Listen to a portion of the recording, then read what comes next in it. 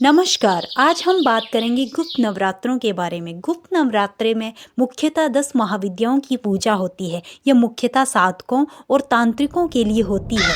यह वर्ष में 2 बार माघ आषाढ़ मास के शुक्ल पक्ष में आती है। गुप्त नवरात्रों की 10 महाविद्याएं शक्ति के 10 स्वरूप हैं जो ब्रह्मांड के अलग अलग सत्य और शक्तियों का प्रतिनिधित्व करती हैं। इनकी साधना बहुत ही शक्तिशाली मानी जाती है।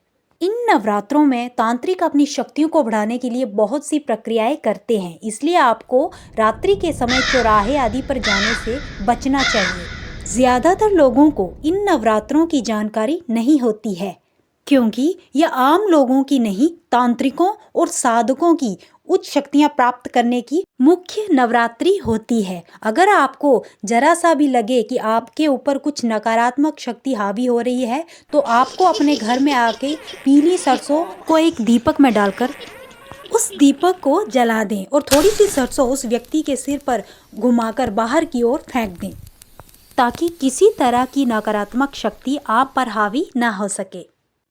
तो चलिए आज हम जानते हैं कि 10 महाविद्याओं में सबसे पहले किस देवी की पूजा की जाती है। तो सबसे पहली देवी है माँ काली। माँ काली हिंदू धर्म में एक प्रमुख देवी हैं जिन्हें शक्ति, विनाश और परिवर्तन का प्रतीक माना जाता है।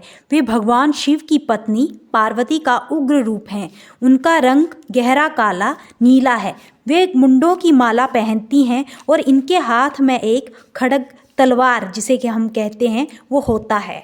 इसी तरह से 10 महाविद्याओं में दूसरी देवी माँ तारा हैं। माँ तारा हिंदू धर्म और बौद्ध धर्म दोनों में पूजनीय और प्रमुख देवी हैं जो मुक्ति और ज्ञान की देवी मानी जाती हैं। इनका रूप देवी काली से काफी मिलता जुलता है, इसलिए इन्हें नील सरस्वती भी कहते हैं। यह बाघ की खाल धारण करती हैं और इनके गले में भी मुंडमाला होती है। ये अपने भक्तों को घोर संकटों से तारने वाली होती हैं, इसलिए माँ तारा इन्हें कहा जाता है। इनके चारों हाथों में खड्ग, कैंची, कपाल और कमल का फूल होता है। इनकी साधना मोक्ष, वाक सिद्धि और शत्रुओं पर विजय पाने के लिए की जाती है। 10 महाविद्याओं में तीसरे स्थान पर माँ ललिता त्रिपुरा सुंदरी षोडशी आती हैं जो अत्यंत सुंदर और सौरभ हैं, जो 16 कलाओं से पूर्ण हैं। इनका वर्ण उगते हुए सूर्य के समान लाल है। इन्हें राज राजेश्वरी भी कहा जाता है। ये सुख, समृद्धि, सौंदर्य और मोक्ष की अधिष्ठात्री देवी हैं। इनकी उपासना से भक्ति, ऐश्वर्य और आध्यात्मिक शांति दोनों प्राप्त होती है। 10 महाविद्याओं में चौथे स्थान पर माँ भुवनेश्वरी आती हैं जो पूरे ब्रह्मांड की स्वामिनी मानी जाती हैं। भुवन का अर्थ संसार और ईश्वरीय का अर्थ स्वामी। यह जगत की रक्षा और पालन करने वाली शक्ति हैं। इनका वर्ण सूर्य के समान दीप्तिमान है। इनके मस्तक पर चंद्रमा और 3 नेत्र हैं। यह वरद और अभय मुद्रा धारण करती हैं। इनकी साधना से ऐश्वर्य, यश, सौभाग्य की प्राप्ति होती है। यह भय का नाश करती हैं। 10 महाविद्याओं में 5वें स्थान पर माँ भैरवी आती हैं जो विनाश और सृजन की शक्ति हैं। इनका वर्ण लाल है और यह भी मुंडमाला धारण करती हैं। इनके चारों हाथों की माला पुस्तक, वरद और अभय मुद्रा होती है। ये तपस्या और तेज की देवी है। माँ भैरवी बुराइयों और शत्रुओं के नाश कर साधु को भय मुक्त बनाती हैं। इनकी उपासना से इंद्रियों पर नियंत्रण और आध्यात्मिक शक्ति प्राप्त होती है। 10 महाविद्याओं में छठी देवी माँ छिन्नमस्ता हैं जो आत्म बलिदान और अहंकार के नाश का प्रतीक है।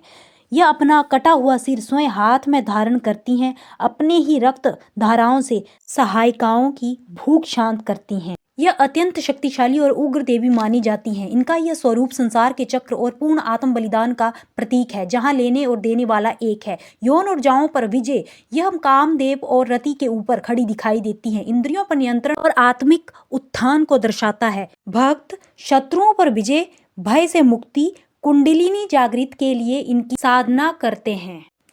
माँ धूमावती 10 महाविद्याओं में 7वीं विद्या हैं जो वृद्ध और विधवा स्वरूप में पूजी जाती हैं। वे अलक्ष्मी और दरिद्रता की अधिष्ठात्री हैं जो दुख, दरिद्रता और संकटों का नाश करने वाली मानी जाती हैं। यह कौवे पर सवार, हाथ में सूप लिए हुए और मैले वस्त्र धारण किए हुए दिखाई जाती हैं। संसार में शून्य का प्रतीक है। माँ बगलामुखी 10 महाविद्याओं में 8वीं शक्ति माँ बगलामुखी है। इन्हें पीताम्बरा कहा जाता है क्योंकि इन्हें पीला रंग अत्यंत प्रिय है।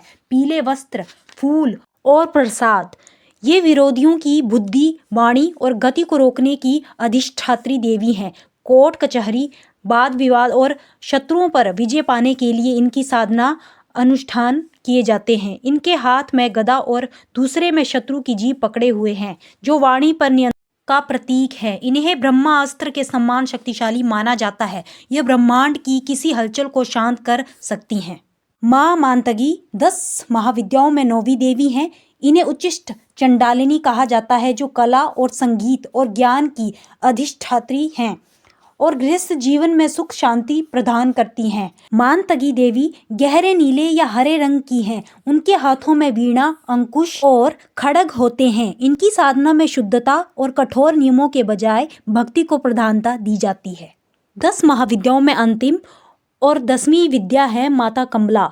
माता कमला समृद्धि, सुंदरता और सौभाग्य की अधिष्ठात्री हैं। इन्हें तांत्रिक लक्ष्मी के रूप में पूजते हैं, जो भक्तों को भौतिक सुख, आध्यात्मिक पूर्णता प्रदान करती हैं। इनकी विशेषताएं: स्वर्ग के सम्मान कांति वाली माँ कमला कमल के पुष्प पर विराजमान होती है और 4 हाथी उनके ऊपर जल अभिषेक कर रहे होते हैं। यह सौभाग्य, उर्वरता और संपन्नता का प्रतीक है।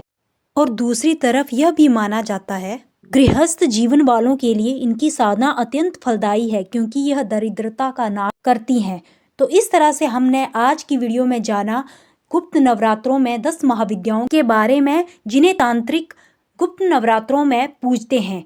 अगर आपको ऐसी वीडियोस देखना पसंद है तो मेरे चैनल को सब्सक्राइब ज़रूर करें। मैं आगे भी ऐसी नई जानकारियाँ भक्ति के संदर्भ में आपको देती रहूँगी। धन्यवाद। आपका हर दिन मंगलमय हो।